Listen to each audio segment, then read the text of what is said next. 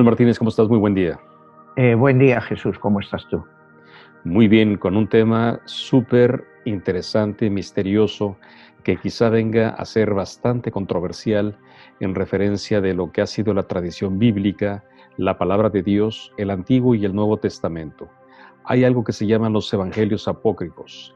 ¿Qué son y de dónde vienen, Manuel?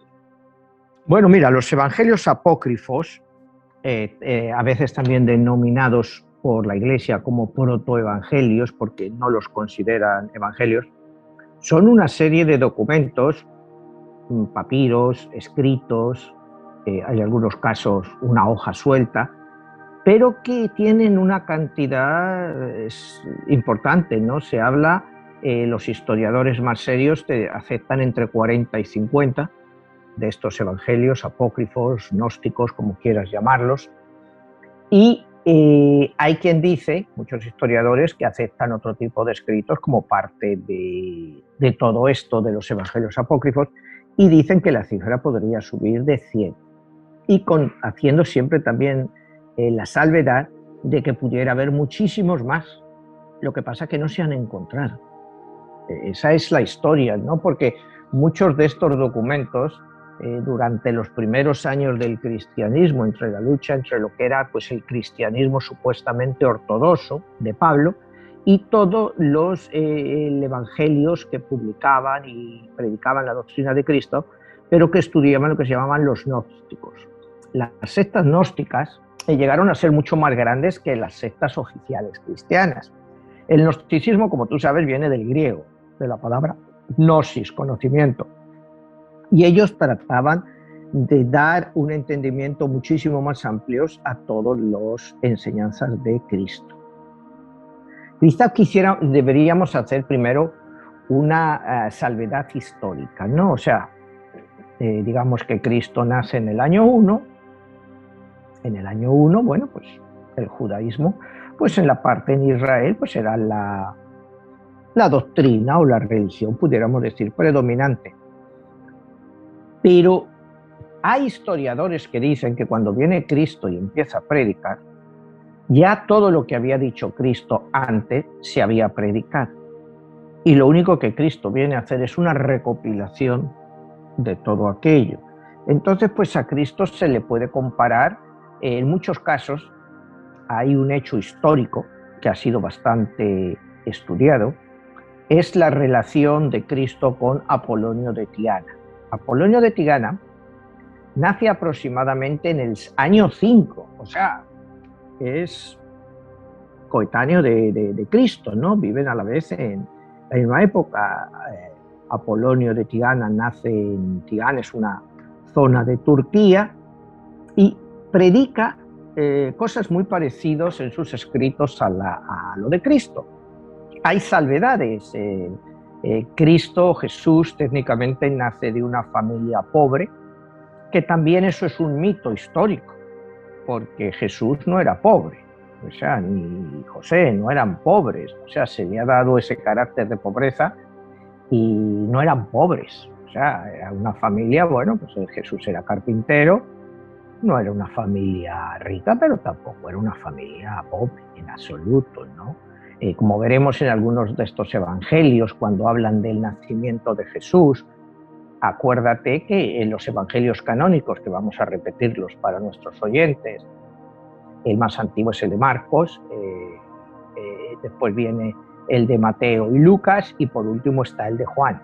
Estos son los 4 evangelios canónicos. Todos estos evangelios que vamos a hablar, que son, como decíamos, unos 50, pero solo nos referiremos a 5 o 6 que realmente aportan una visión más clara de todo esto, pues hay diferentes versiones, ¿no? Y de ahí se toma, por ejemplo, que la famosa de que Cristo nació en una cueva. Y hay una versión que dice que, bueno, Cristo, o sea, María está en una cueva cuando van de camino, y ahí es donde va a dar a luz, y más tarde donde la puede llevar al establo. Estos evangelios, por ejemplo, en los evangelios canónicos, nunca hemos visto los nombres de los Reyes Magos. Los nombres de los Reyes Magos, Melchor, Gaspar y Baltasar, vienen de estos evangelios apócrifos. Hay muchas partes de estos. Otra parte interesante de los evangelios apócrifos, son los padres de María. Los padres de María nunca se mencionan en los evangelios normales, o sea, en los 4 evangelios canónicos, pero sí se mencionan en estos evangelios apócrifos, y la Iglesia pues la ha aceptado normalmente el nombre de Ana y Joaquín como los padres de la Virgen María. Entonces, pues la Iglesia no los ha aceptado, pero sí ha tomado parte de algunos de ellos, como para hacerlos ya, aunque no esté escrito, pero que es, bueno, pues asumido por todos, que los reyes se llamaban Melchor, Gaspar y Baltasar. Cosas así tan simples como esos, pero que no están dentro del Nuevo Testamento o de la Biblia, como lo quieras llamar, ¿no? Sí. A ver, Manuel, estamos hablando que en el comparativo de los textos o evangelios canónicos, que son los que están en la Biblia normalmente, surgen una serie de textos nuevos que vinieron a revolucionar la idea y los conocimientos que teníamos de esos supuestos hechos que están en los canónicos. ¿Dónde fueron que se encontraron estos nuevos textos, estos nuevos evangelios apócrifos, y por qué se les llamó apócrifos? Bueno, mira, estábamos diciendo que estos textos los descubrimos nosotros en varios. El más grande, el descubrimiento más grande es el de Nag Hammadi en 1945. Nag Hammadi es una zona de Egipto donde unos muchachos, unos pastores, pues estaban buscando pues chatarra y encuentran pues un gran jarrón de estos antiguos, una esfera grandísima de estas para contener cosas. La abren, ven que es muy antigua, y dentro hay 13 libros, 13 papiros. Los muchachos se dan cuenta pues que esto pues puede tener un valor económico importante, porque ven que son muy viejos y el ánfora en el que está metido pues es muy grande y también muy vieja. Entonces pues ellos se los llevan para su casa. Entonces pues no tienen cómo calentar la comida, y algunos de ellos pues deciden utilizar lo que hay dentro para quemar y hacer fuego. Entonces esos están perdidos. Llega la madre de los muchachos, no tiene tampoco cómo calentar el té y también utiliza algún que otro papiro para poder encender la lumbre. En fin, son cosas que son históricas porque pasan, pero que nos han quitado pues una parte importante de lo que es. Los evangelios de este tipo, protoevangelios, pues se han ido descubriendo al cabo de los siglos, ¿no? El más antiguo que conocemos es el que se llamó el Evangelio de Pedro, que data de 1886, cuando se descubrió. Se descubrió en la tumba de un monje que se había supuestamente enterrado alrededor del año 850, 860 de nuestra era, que se guardó un trozo de este evangelio. El evangelio no está completo. ¿Por qué estos evangelios se escondían? Porque, pues como sabemos, había una depuración dentro de la Iglesia, y todo lo que no eran considerados los evangelios canónicos, pues eran considerados heréticos. Entonces había que destruirlos.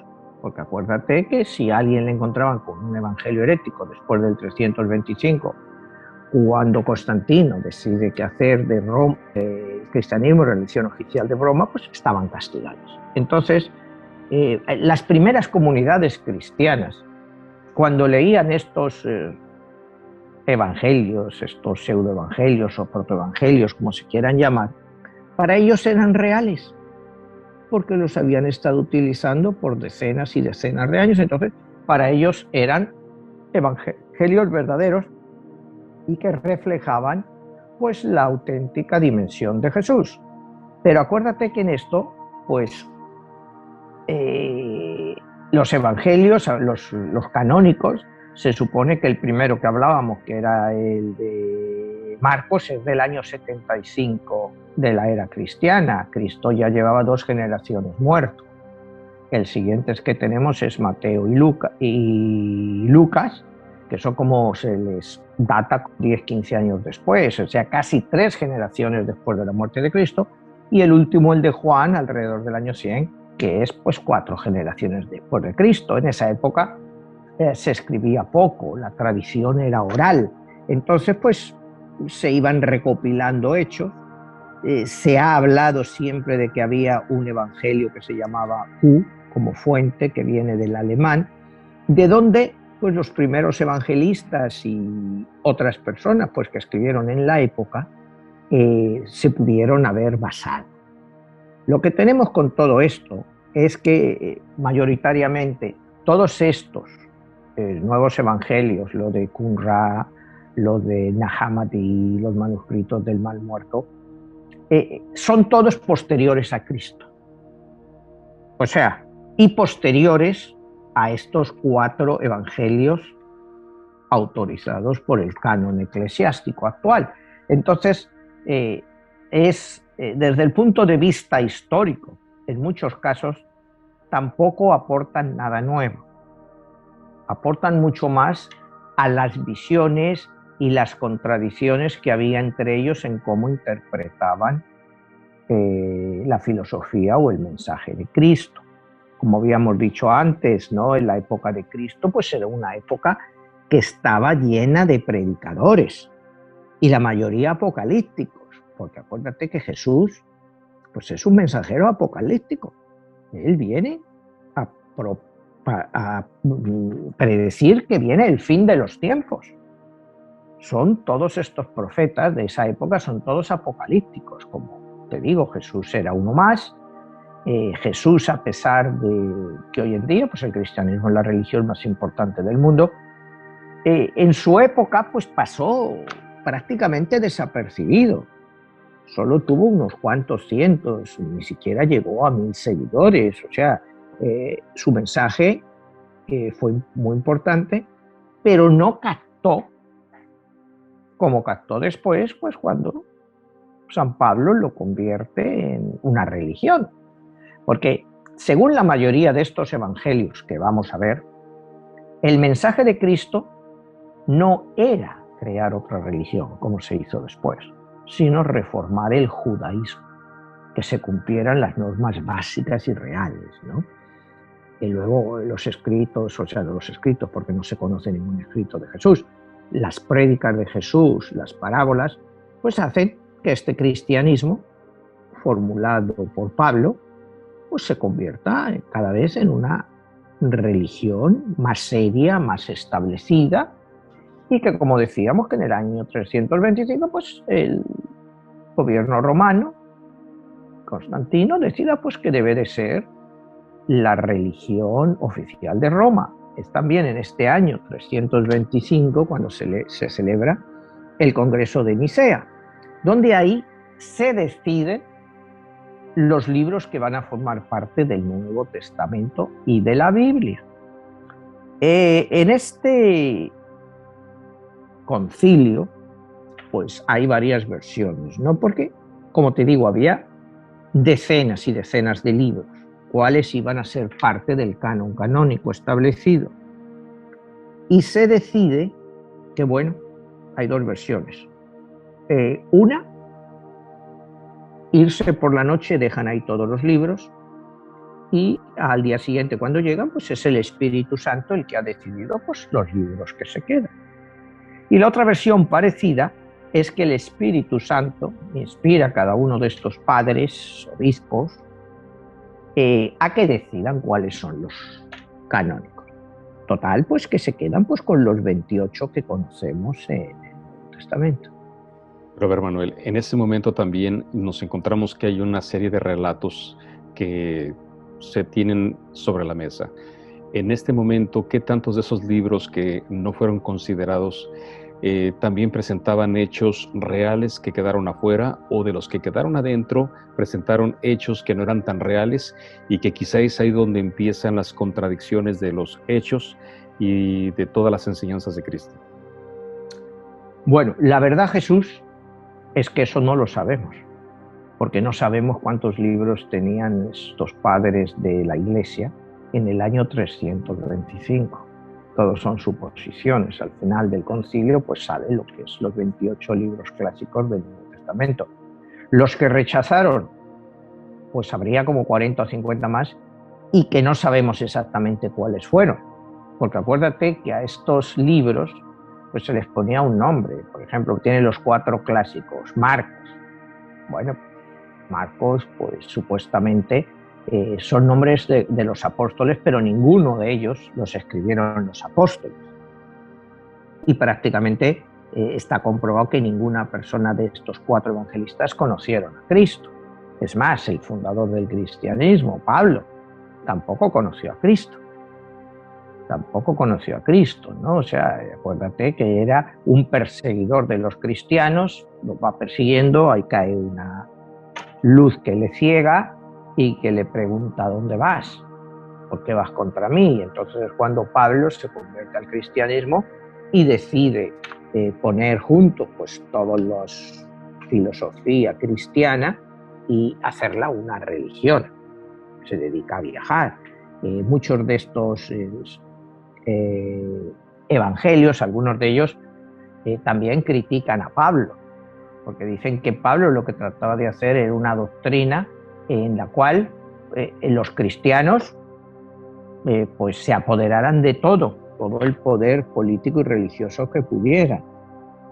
Entonces esa es la razón por la cual había tantas donaciones a lo que era entonces pues las iglesias primitivas, con el miedo ese de que es más fácil que un camello entre por el ojo de una aguja que un rico entre en el reino de los cielos.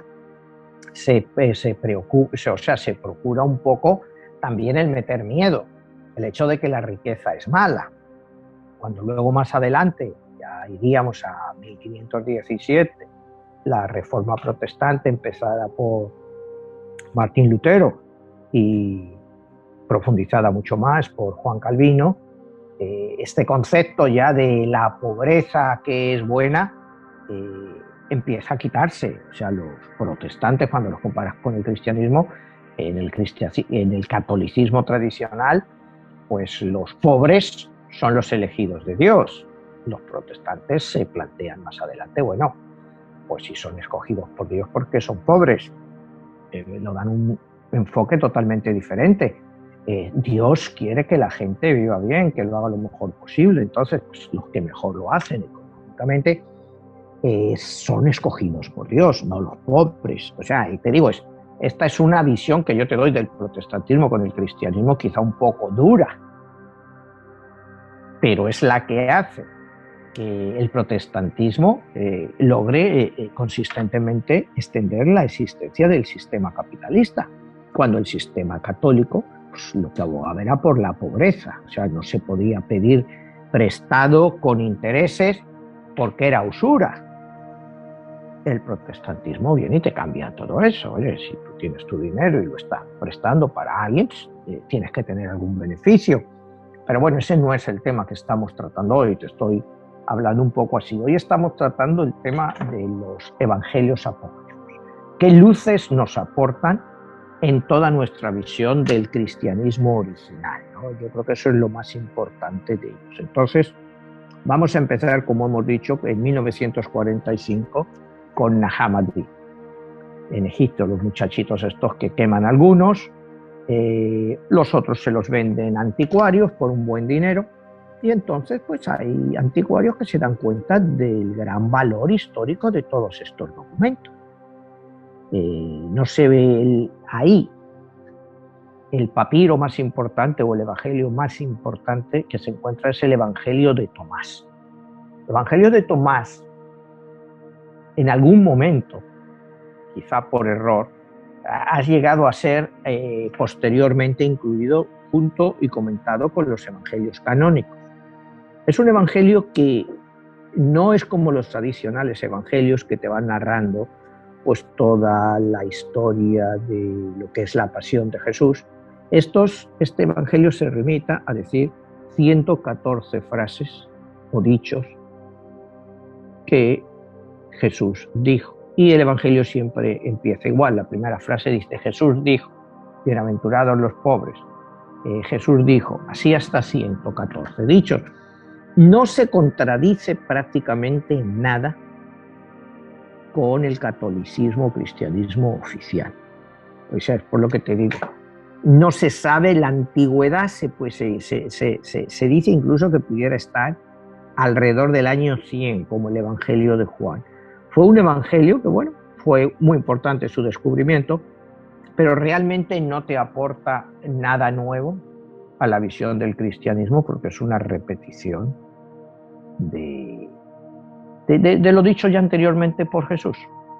El segundo evangelio, hay otro Tomás, que se llama Tomás el Israelita. Este evangelio se supone que está entre el año 130 y 280 de nuestra era. Acuérdate, primero para hacer un inciso, que estos papeles, la mayoría, estaban escritos en copto. Copto es una desviación de la antigua lengua egipcia. Entonces estaban escritos en copto. Y a nosotros, técnicamente, pues todo lo que tenemos de los evangelios primitivos, pues solo lo tenemos del latín. Y se supone que los evangelios vienen del griego. Los 4 grandes evangelios vienen del griego, o sea, lo que es Marcos, Lucas, Juan y Mateo. Pues los evangelios estaban escritos en griego porque, como hemos comentado aquí muchas veces, era la lengua de los eruditos, la lengua de comunicación del Imperio Romano. Igual que ahora utilizamos el inglés, en los primeros 4 o 5 siglos pues se utilizaba el griego como lengua de comunicación. Para los romanos el latín pues era la lengua vulgar, la lengua del pueblo con la que se comunicaban, pero la lengua de la gente culta era el griego. Entonces, pues la diferencia que tenemos con los evangelios clásicos, con estos, es que estos la mayoría están escritos en copto. Se habla de que algunos estaban escritos en arameo, pero son solo referencias. Entonces, partiendo de este hecho, vamos a ver el evangelio de Tomás el Israelí. Como tú puedes apreciar por los evangelios, de la infancia de Cristo prácticamente no tenemos nada. Solo una breve mención de Juan a los 12 años, cuando Jesús se pierde, cuando va al templo en Jerusalén y está perdido por 3 días. Los otros 3 evangelistas no mencionan nada de la infancia de Cristo. Tomás el Israelí, como te digo, él escribe un evangelio sobre la vida de Cristo y que en las comunidades de la época era aceptado. Más adelante se consideró casi pues como un cuento de fábulas y te cuenta un poco lo que es la infancia de Jesús, los milagros que ya hacía Jesús. Uno de los milagros, porque le pone a Jesús como un niño pues, realmente divertido, pero que a veces podía hacer pues tremendas trastadas, como cualquier niño.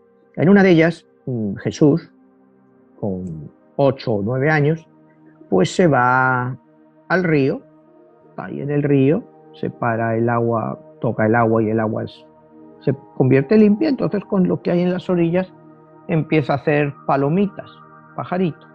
Hace como 12 pajaritos de barro. Viene un ciudadano judío y se espanta porque cree que Jesús está trabajando, es el Sabbat, es el sábado, y no podría estar trabajando. Va y se lo comunica a José: oye, tu hijo Jesús está trabajando cuando hoy no se puede trabajar.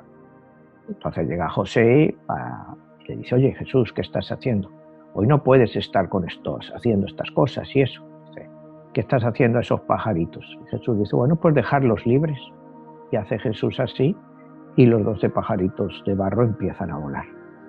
O sea, eso se ve una especie de volver a la creación, igual que se supone en el Antiguo Testamento que Dios crea a Adán del barro. Jesús crea estos 12 pajaritos del barro y los pajaritos vuelan.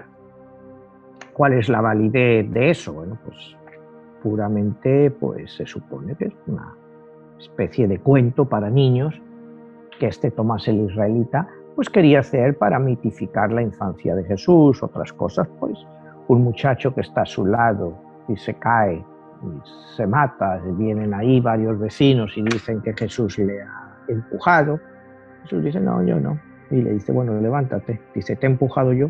El muchacho se levanta y dice: no, no, si yo estoy bien. Son detalles así, ¿no?, de la infancia, de la vida de Jesús, que resultan curiosos, pero demasiado ingenuos. Yo Si te acuerdas, en mi libro 22, pues cuando voy a la vida de Jesús menciono alguno de estos datos, ¿no? Entonces, bueno, pues este es un evangelio apócrifo, podríamos decir menor, pues porque se considera demasiado fantasioso, aunque vete tú a saber, y sobre todo por la fecha en que está datado. Es decir, que este Tomás el israelita haya estado con Jesús para presenciar eso, pero acuérdate que Jesús pues ya era un personaje de leyenda y se van contando pues muchas historias, ¿no? Nos pasamos al Evangelio de Santiago. El Evangelio de Santiago es el que elabora, y fíjate, no está en los cánones, toda la teoría acerca de la virginidad de María. Sus padres, como te decía, Ana y Joaquín, pues no pueden tener hijos. Entonces es una familia bastante pudiente, pero que no puedes tener hijos. En el Israel de la época, una familia que no podía tener hijos, se les consideraba que estaban malditos por Dios, ¿no? Que Dios no quería darles descendencia. Entonces este Joaquín pues daba donaciones muy grandes al templo y lo que sobraba se lo daba también al templo, pero en nombre de las otras personas que no podían hacer donaciones. Finalmente, pues María ve un ángel y sabe que se va a quedar embarazada. O sea, perdona, Ana ve un ángel y sabe que se... Y de ese ángel nace María, que va a ser pues la madre de Jesús. ¿Y que va a ser? Pues porque Dios escoge a María, pues porque era la más pura de todas las vírgenes que había en esa época en Israel. Pero ahí ya empieza un poco la leyenda que ya María es concebida por intervención divina antes de ser la madre de Cristo. Pero la Iglesia Católica pues sí se ha basado en estos protoevangelios, como los llaman, evangelios apócrifos, porque sí tenían ellos, la Iglesia Católica, pues estoy seguro pues, que ellos tenían muchos de estos en sus librerías, en su biblioteca secreta, pues que se han ido conservando al cabo de los años, pero a nosotros, como te digo, no nos llegaron hasta que se descubrieron pues los papiros de Nag Hammadi y los manuscritos del Mar Muerto, pero como te digo, ha habido antes otros encuentros como el de Pedro. Entonces, ese es el Evangelio de Santiago. Ahora vamos a entrar a uno de los evangelios más controversiales, que es recientemente nuevo, las traducciones, que se ha utilizado mucho para películas, que es el Evangelio de María Magdalena, que hay una parte que dicen que es totalmente apócrifa, que no viene ningún autor, y otra parte que dicen se le atribuye a un tal Felipe, que como te digo, todos estos nombres, ninguno son de los apóstoles, lo que pasa es que se les daban nombres de apóstoles.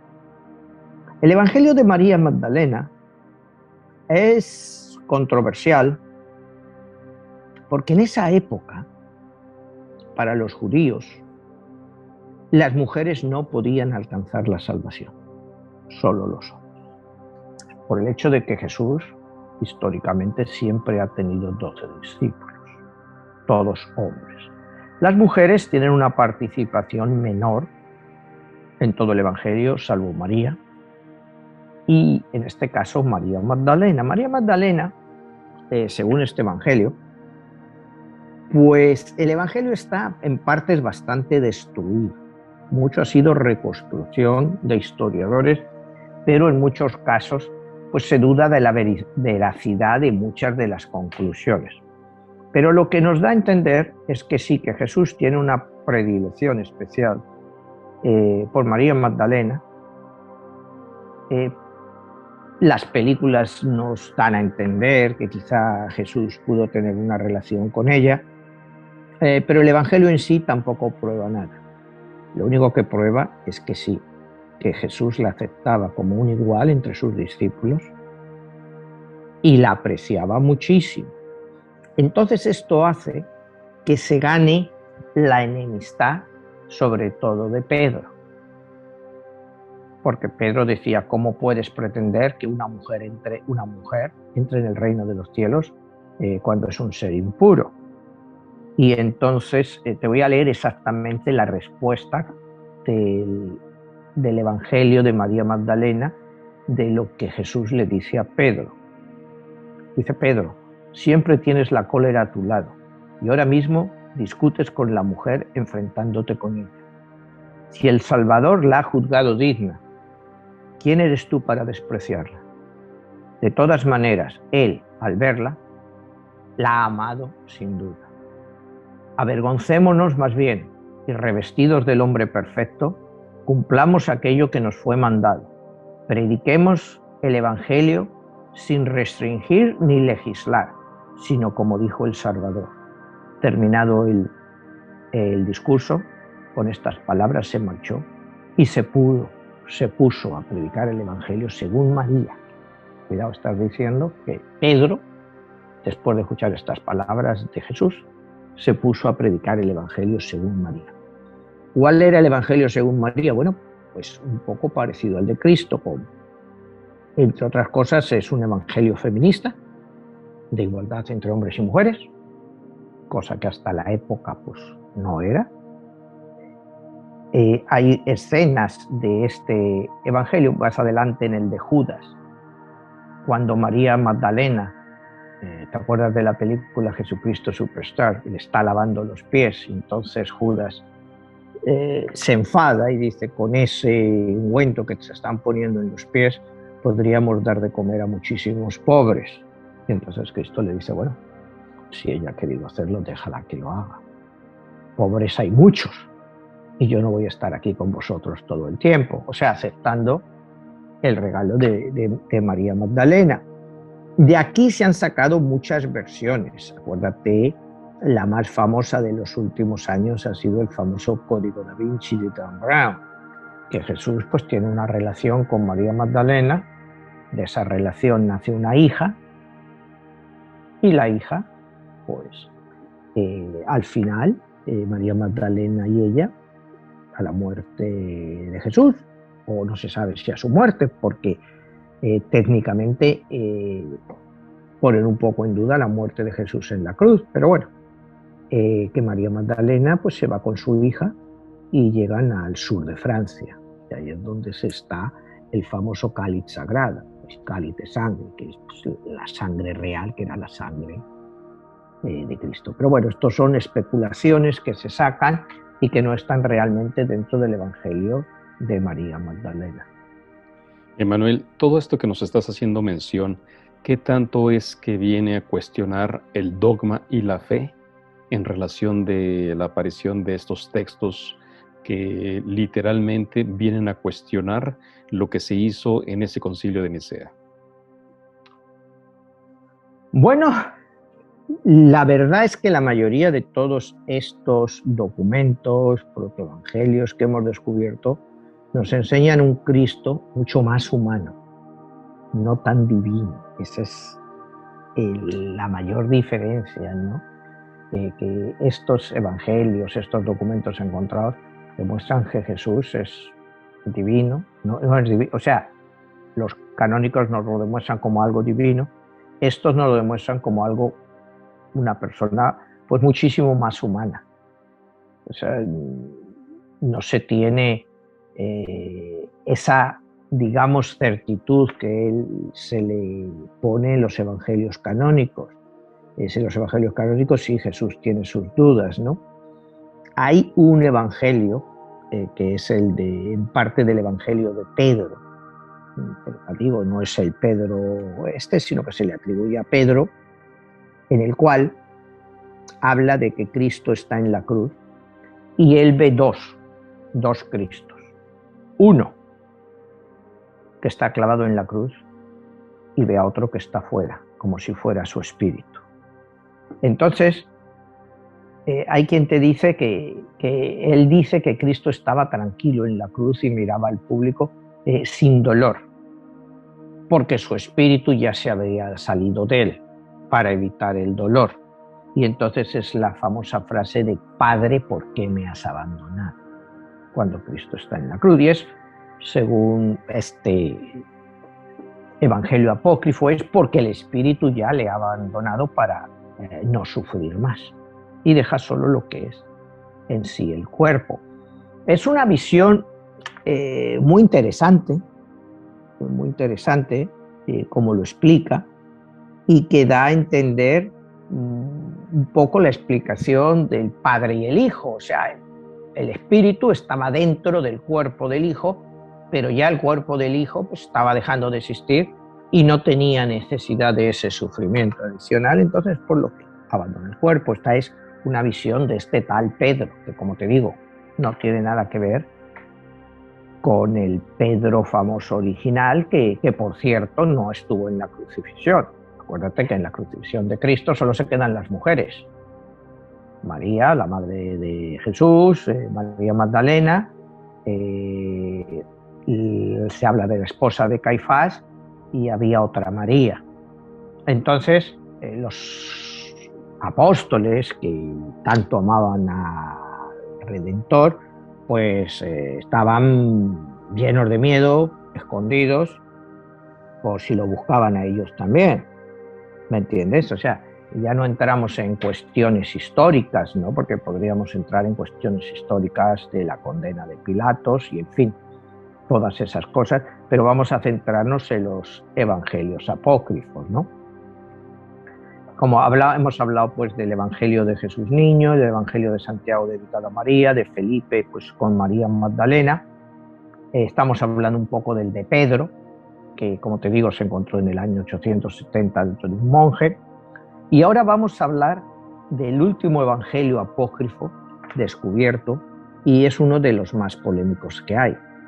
Es el evangelio de Judas, que se publica en el año 2006, se había descubierto como 12, 14 años antes, y este es un evangelio muy polémico, primero por la traducción.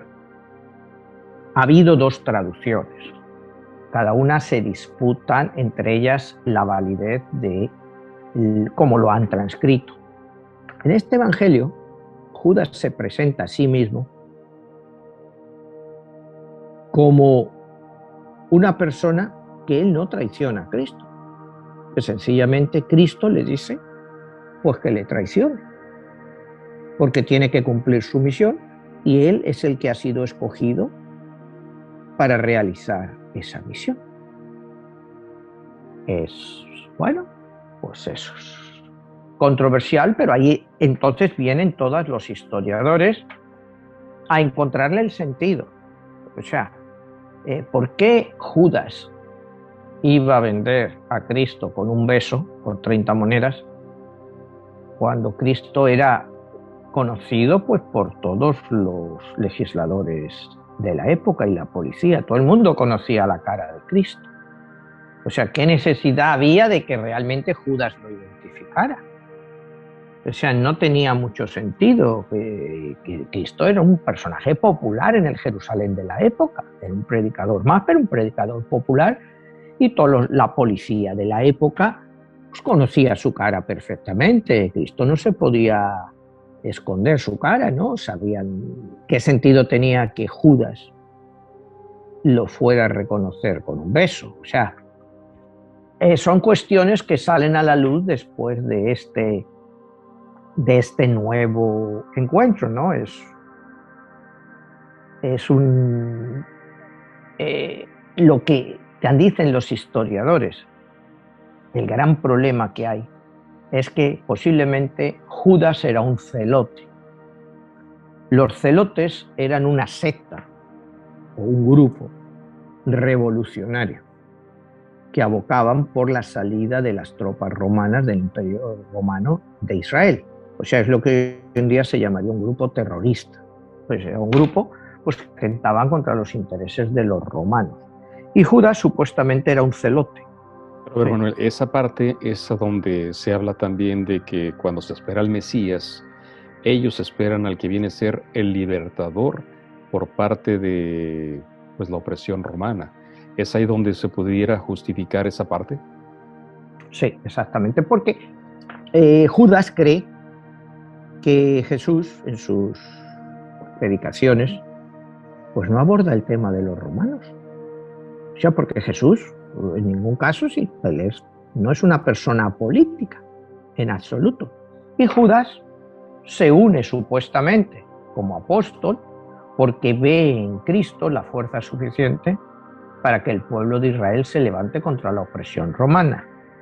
Cuando Jesús no se preocupa por la liberación de Roma, porque le da igual, para él el hombre es esclavo de sí mismo, el hombre tiene que preocuparse por su alma.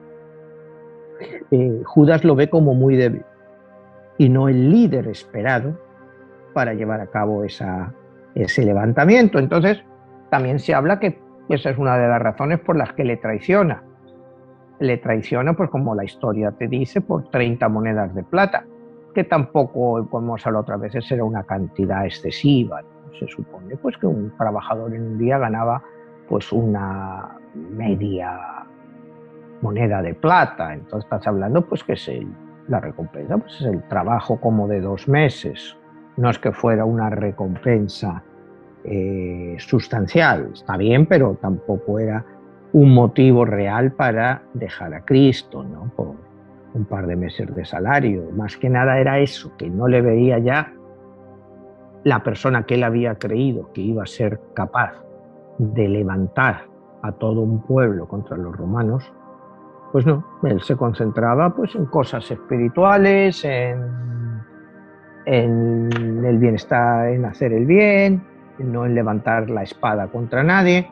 Entonces, pues rompe el arquetipo total del celote, del revolucionario. Y esa pues puede ser una explicación también ciertamente más lógica que el venderle simplemente por 30 monedas de plata. O sea, las 30 monedas de plata pues es una cosa pues, que no tiene mucho sentido. Sí.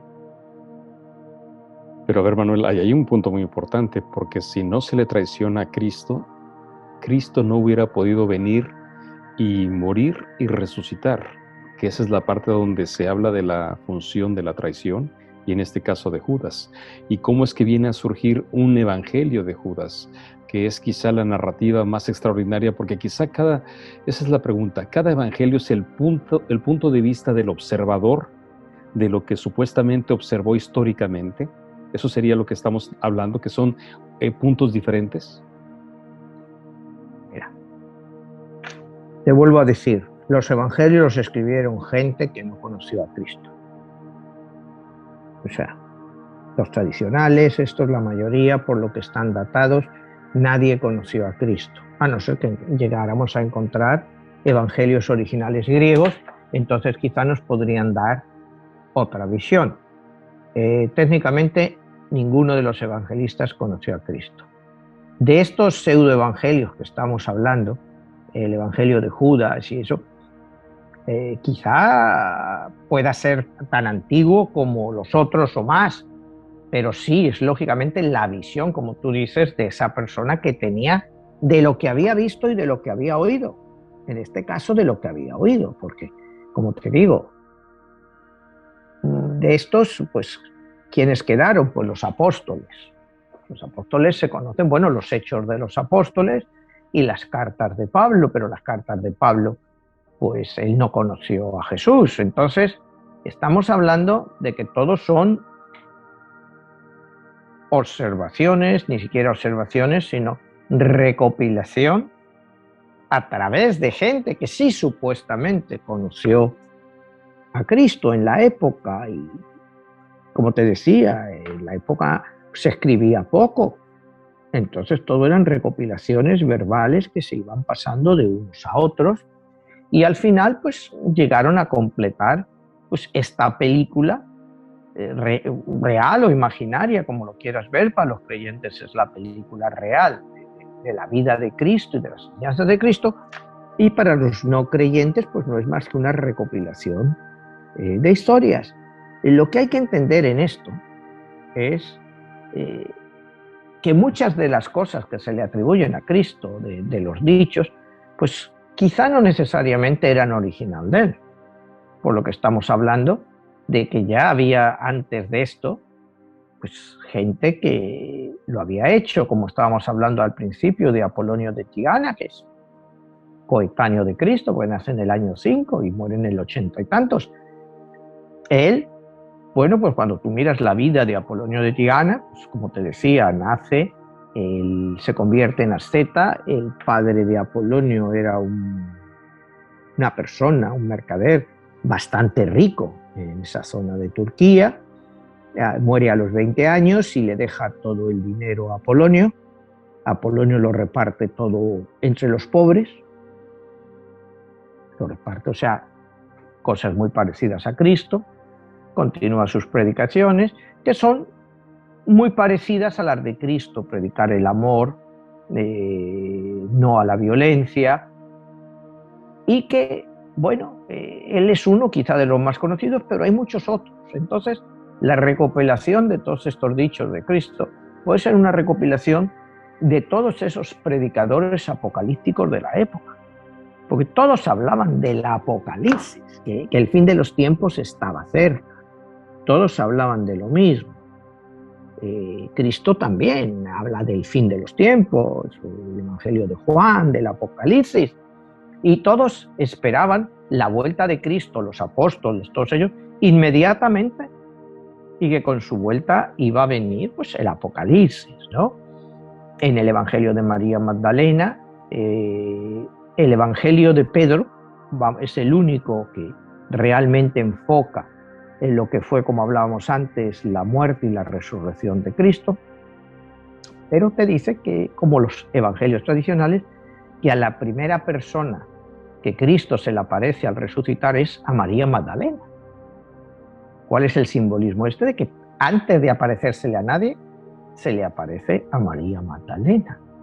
Y eso es lo que da lugar a la especulación que te digo, ¿por qué a ella la primera?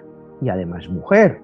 Acuérdate que en la Biblia María Magdalena, pues históricamente ha sido vilipendiada, ha sido considerada la prostituta arrepentida, siempre se la consideró que sin bases, pues tampoco lo indica, y no es hasta el año 2016, cuidado, en que la Iglesia Católica reivindica totalmente a María Magdalena, Santa María Magdalena, y la pone al mismo nivel de los apóstoles. Esto estamos hablando hace nada, hace 4 años, 5, 2016, cuando la Iglesia finalmente reconoce esto, que si encontramos otros documentos escondidos o documentos de estos se pueden encontrar en cualquier parte, o sea, como te decía, tenían tanto miedo pues que los escondían, igual en una cueva o en cualquier sitio, pues se acaba encontrando un documento de estos que nos trae una nueva visión.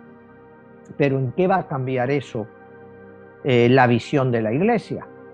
Pues la Iglesia ha estado muy clara en sus 4 evangelios. Por una época se aceptó un poco en algunas iglesias el evangelio de Pedro, pero no de este Pedro, sino de otro Pedro, pero que él narraba los horrores del infierno, o sea, cómo pasaban las almas de un lado al otro, y él veía a todos los condenados, pues describía escenas horribles, a unos colgados de las lenguas quemándose, a otros ahí achicharrándose, y en el otro lado veía a los justos que se reían de ellos, o sea, muy cruel, ¿no? O sea, los que se habían salvado riéndose de los que estaban siendo condenados, o sea, por eso te digo, todos estos evangelios también algunos pueden ser muy tétricos, ¿no?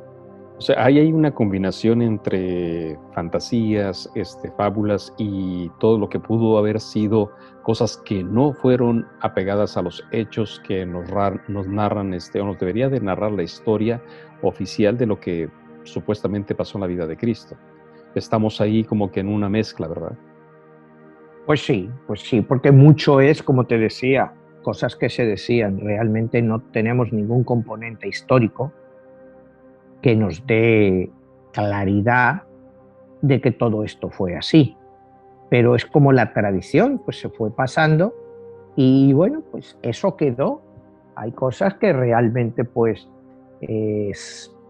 no tienen mucho razonamiento, puedes decir, bueno, pues es una historia, una fábula. Otra cosa es otras personas que tenían una apreciación diferente, pero la realidad histórica pues es difícil de comprobar. O sea, A ver, Manuel, ahí entraría la pregunta. Acabas de mencionar hace un momento el Código Da Vinci. Hablas también que tú lo pones en tu obra, en tu libro 22, La Guerra de los Dioses.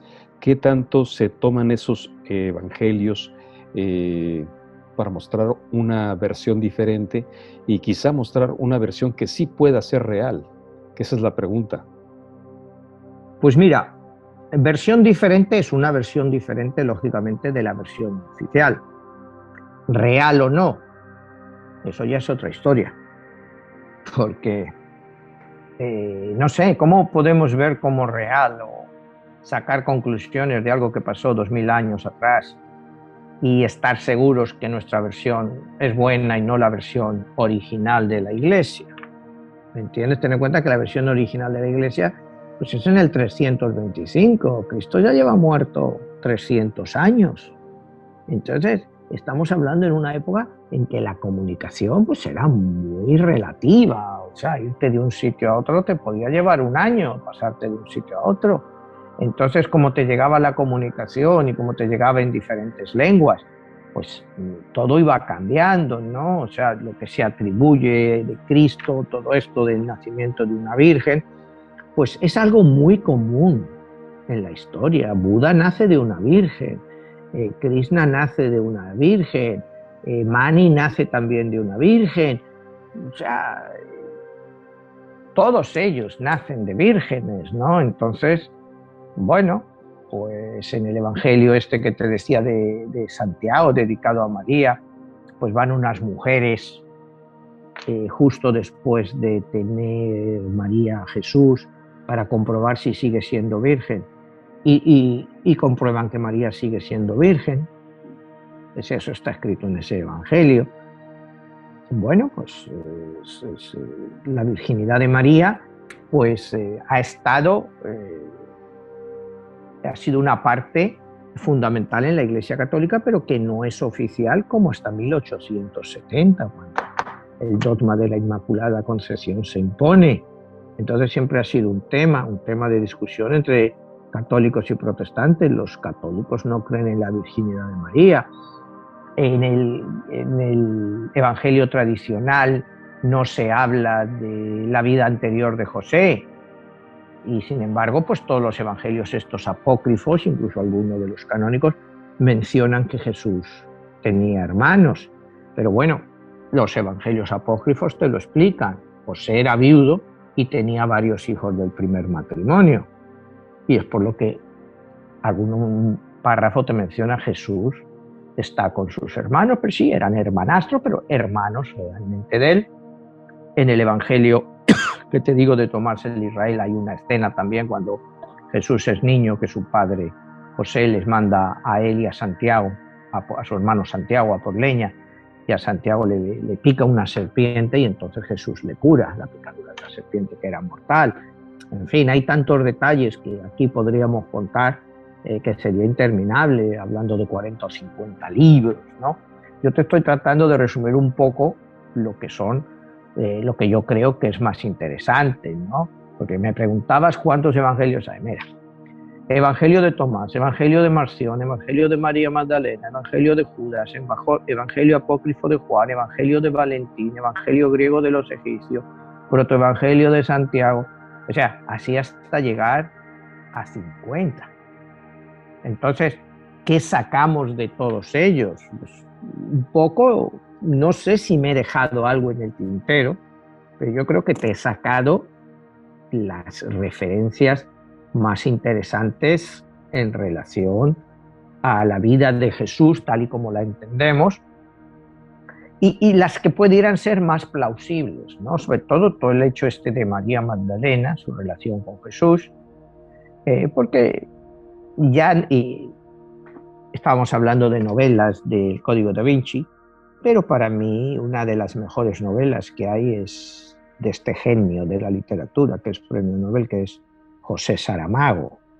José Saramago escribió el Evangelio según Jesucristo. Es un libro, pues, cuando sale originariamente, pues es prohibido en muchísimos países, pues da una visión muchísimo más humana de Cristo, basado mucho en los evangelios apócrifos. ¿Por qué se le prohibiría? O sea, en este punto mucho se habla de que la Biblia es palabra de Dios por revelación, pero aquí estamos hablando como la crónica de hechos, que es la narración del ser humano y distorsionada por diferentes seres humanos. En este caso también, ¿por qué lo pones tú en tu novela? ¿Por qué utilizas eso en uno de tus capítulos? Bueno, yo lo utilizo pues porque me parece muy, muy interesante desde el punto de vista histórico, porque te digo, hablar de la historia de hace muchísimo tiempo, pues al final mucho es nuestra propia apreciación con lo que hemos leído, lo que sacamos. El libro este, como te digo, de José Saramago, que para mí, bueno, te digo, es el escritor que mejor entiende a este sapiens o ser humano, como depende de lo que tú creas que eres. Si eres creacionista, eres un ser humano; si eres evolucionista, pues eres un sapiens evolucionado. José Saramago, me gustaría que tuviéramos un programa sobre él para que la gente pudiera entender la profundidad de este pensador. Y también podríamos entrar quizá en el libro este de El Evangelio según Jesucristo, ¿no? En que le pone a Cristo pues como un personaje mucho más humano. Sí, tiene relaciones con María Magdalena en este libro, en fin, pero ya son visiones que no se adaptan a lo que nosotros conocemos, ¿no? Porque incluso no sabemos si todos estos evangelios, como te digo, por las épocas en que están escritas, pues son totalmente una ficción como hoy lo que diríamos una novela histórica basada en hechos reales. Tú hoy en día pues puedes hacer una novela histórica con más o menos esto y bueno, pues te queda eso, que en el fondo no hay forma de comprobarlo, a no ser que compruebes hechos claros, sobre todo con los romanos, fechas de muerte, quién era el emperador, porque los romanos lo tenían todo.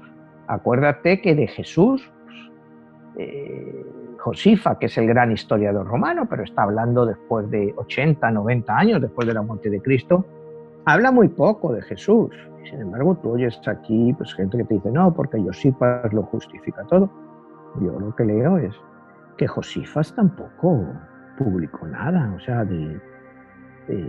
sobre todo esto que pasó, que todo esto nos ha llegado, pues eso a través del boca a boca, y poco a poco pues se ha ido transcribiendo hasta que se fundaron las primeras comunidades cristianas, como te digo, en cual las gnósticas, las que buscaban el conocimiento, eran mucho más fuertes que al final la que quedó de la escuela tradicional paulista. Y bueno, nuestra visión de Cristo, pues para mucha gente que nos esté escuchando, pues se basa en la fe. La fe es la base del cristianismo, es la fe. Entonces, pues la fe, o sea, detalles de este tipo, pues a mucha gente pues le parecen que son detalles sin importancia, ¿no? Emanuel, ya perfilándonos al final del programa, ¿qué tanto pudieran ser todos estos evangelios apócrifos la visión, en este caso de los esenios, que pudieran haber tenido una influencia totalmente diferente en lo que realmente es la fe cristiana? O sea, lo que nosotros entendemos por la parte gnóstica, que es una palabra griega que significa conocimiento, pero qué tanto eso nos da una visión totalmente diferente del Cristo que conocemos. Bueno, como tú sabes, los esenios era una de las sectas judías, igual que los filisteos. Los esenios eran una secta muy especial porque ellos buscaban el conocimiento, pero no aceptaban la reproducción. Es decir, ellos no aceptaban el matrimonio, no aceptaban la reproducción. Entonces, yo lo que siempre me he preguntado, entonces, ¿cómo continuaron esa secta por tantísimo tiempo si no se reproducían? Me imagino que aceptaban nuevos miembros que entraran, pero no se permitía la reproducción. Hay también teorías que te dicen que Cristo era de la secta de los esenios, pero para mí una contradicción con la secta de los esenios con Cristo es que los esenios pues te hablaban abiertamente de la reencarnación, que luego lo toman más adelante los cabalistas. Los esenios pues, eran una gente, como te digo, muy estudiosa, muy simple, en el sentido de vivir la vida simplemente, sin sin grandes riquezas, sino simplemente con lo que necesitaras. Y su visión, pues cosmológica, es totalmente diferente, ¿no? Y sí se ha hablado de que Cristo pudiera ser parte de los esenios, de ahí el hecho de que nunca se hubiera casado, cosa que en la tradición israelita, cuando Cristo ya se le supone que es rabino, porque Cristo es un rabino judío, pues solo podía ser rabino a los 21 años y tenía que estar casado. Un rabino no podía estar sin pareja. Entonces, pues son muchas contradicciones para entender todo esto y saber realmente quién lleva razón en todo ello, si ninguno o todos ellos llevan un poco. Yo estas cosas me gusta pues ver, pues que cada uno tiene su parte de razón. No sé si me explico, unos te dicen una cosa, pues tienen una cierta base, otros te dicen la otra, pero que nadie tiene, por supuesto, la verdad absoluta. Manuel, si tú pudieras sintetizar cuál es el aporte que tienen estos textos, estamos hablando también de los evangelios apócrifos del Nuevo Testamento, pero también existen del Antiguo Testamento los rollos del Qumran. ¿Cuál sería ese aporte en esta nueva visión histórica de lo que es la fe? Bueno, pues mira, la visión histórica de lo que es la fe, pues es lo que la gente realmente aprende en las iglesias. Te hablo tanto del cristianismo, tanto sea catolicismo como protestantismo, o me hablabas del Antiguo Testamento, de la Biblia judía. Al final es lo que a ti te han enseñado de niño. La fe la aprendes desde niño, por lo que, bueno, para mí la fe es algo contra lo que yo nunca iría, porque la fe, como decía Mahoma, mueve montañas, ¿no? Entonces, tratar de sacarle a alguien de su fe, pues me parece indignante, ¿no?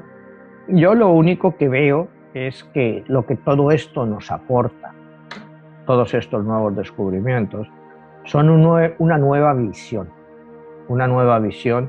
no ortodoxa, porque la fe es ortodoxa. O estás conmigo o estás contra mí, no existe la variante. Te hablo de las religiones occidentales, cuando hablas ya del hinduismo y todo eso, pues ahí te admiten mil visiones y nadie se mete contigo. Pero desde los orígenes del cristianismo, pues el cristianismo es una doctrina teocrática, soteriológica, que es un término que ya hemos explicado otras veces, que es una doctrina de salvación, y con la cual, pues desde un principio, acuérdate que la Iglesia no permite que la gente lea la Biblia, que la Biblia tiene que ser interpretada por los obispos, por los clérigos, que son los que están capacitados, porque los humanos pues, no están capacitados para eso, entonces no deben leer la Biblia. Y es cuando en 1517 te llega Lutero y te dice, sí, deben de leerla y deben de leerla en su propia lengua para entenderla, no en latín. Y ahí viene pues una ruptura importante con el marco tradicional. La fe, en la mayoría de las épocas, pues se ha basado en la ignorancia. Pero la fe siempre ha sido muy importante, pero todas las doctrinas, en el fondo, pretenden que creas ciegamente en ellas. Pretenden que creas ciegamente en ellos, ¿no? ¿Y cómo justificas la Inmaculada Concepción de María? Pues hoy sí lo podríamos explicar por la inseminación artificial. O sea, hoy sería fácil de explicar. María puede ser virgen y sin necesidad de tener sexo y tiene el hijo pues por inseminación artificial. Para los creyentes, pues lógicamente la semilla de Dios pues sí pudo ser implantada por el mismo Dios en María. O sea, hoy en día hay explicaciones que pudieran tener más lógica con los adelantos científicos que tenemos. En la época del siglo I, pues todo eso era una fe pues basada en la ignorancia, que no queda otra, ¿no? Pero es fe. Al fin y al cabo, ¿cómo tú puedes definir la fe? O sea, tu fe en algo es peor que la fe que yo tenga en algo, si al final la fe es tu propia energía la que te lleva a hacer las cosas, ¿no? O sea, esa fe, pues hay gente que le ayuda realmente a pasar las dificultades y algo porque tienen fe en que hay algo y que este valle de lágrimas pues se va a acabar y que ellos pues se van a encontrar con el Creador o con sus seres queridos. Y ir contra esa fe, pues a mí me parece abominable. O sea, tú no puedes quitar a la gente de su fe, y si la gente tiene estas creencias, pues bueno, hay que respetárselas. Yo lo que creo es en el respeto, respeto para todos, o sea, para el que cree como para el que no cree, o como para el que investiga y busca otro tipo de acercamiento. Pero yo una cosa que no haría nunca es ir contra la fe de nadie.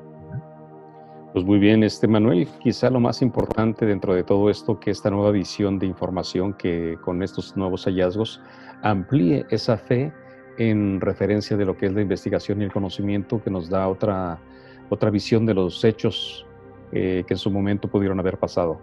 Te agradezco muchísimo, Manuel, y bueno, queda pendiente para que en la próxima ocasión hagamos ese tema, el Evangelio según Jesús, que quizás sería lo más extraordinario. De acuerdo, Jesús, así lo hacemos. Bueno, y queda la invitación para que se suscriban a nuestros canales y que, bueno, busquen en las redes sociales, nos puedan contactar. Y Manuel, bueno, ¿cómo va lo de también los libros en audiolibros, que también es una opción? Sí, en audiolibro, tanto 11 El Código Secreto como 22 La Guerra de los Dioses están en audiolibro, y todos los demás en audiolibro solo están en español. En inglés, como te decía, va a salir el de 11, pues no creo que pase de este mes, y el de 22 en inglés pues saldría como en el mes de junio. Muy bien.